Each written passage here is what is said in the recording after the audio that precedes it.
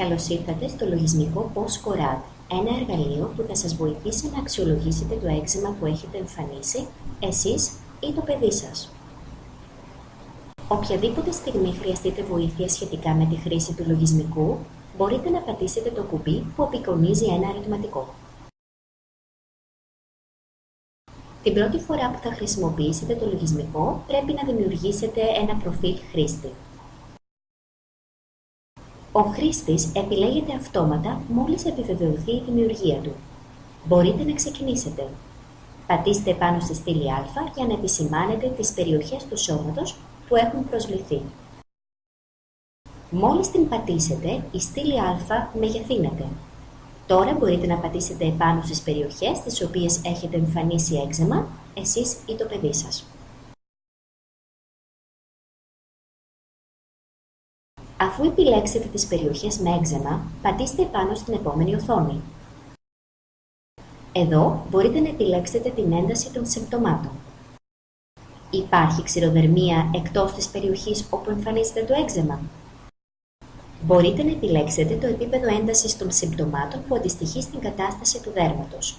Μπορείτε να μεγεθύνετε την εικόνα πατώντας επάνω στο σχήμα. Και να επιλέξετε το στάδιο που αντιστοιχεί στην περίπτωσή σας, επιβεβαιώνοντας στο κάτω δεξί μέρος της εικόνας. Οι πλάκες εκζέματος είναι κόκκινες. Και πάλι επιλέξτε το επίπεδο έντασης των συμπτωμάτων που αντιστοιχεί στην κατάσταση του δέρματος. Μπορείτε να μεγεθύνετε την εικόνα πατώντας επάνω στο σχήμα και να επιλέξετε το στάδιο που αντιστοιχεί στην περίπτωσή σας, επιβεβαιώνοντας στο κάτω δεξί μέρος της εικόνας. Οι περιοχές με έξιμα είναι πρισμένες.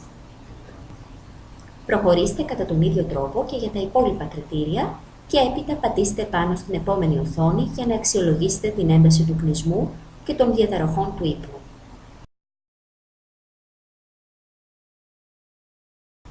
Μετακινήστε τους δρομείς στις μπάρες για να υποδείξετε την ένταση των διαταραχών του ύπνου και του κνισμού σε μια κλίμακα από το 0 στα αριστερά, δηλαδή κανένα πρόβλημα, έως το 10 στα δεξιά, δηλαδή αφόρητη κατάσταση. Μπορείτε έπειτα να πατήσετε αυτό το κουμπί για να επιστρέψετε στη γενική οθόνη. Το τελικό αποτέλεσμα υπολογίζεται όταν πατήσετε το κουμπί που απεικονίζει ένα κομπιουτεράκι.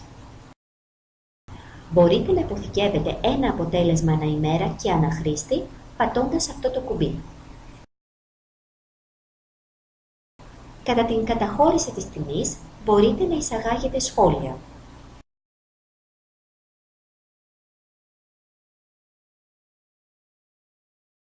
Μπορείτε να αποστείλετε την αξιολόγησή σας και την οθόνη όπως ακριβώς τη βλέπετε στον ιατρό σας, πατώντας το εικονίδιο «Αποστολή». Μετά από πολλές χρήσεις μπορείτε να εμφανίσετε το ιστορικό των αποτελεσμάτων πατώντας αυτό το κουμπί.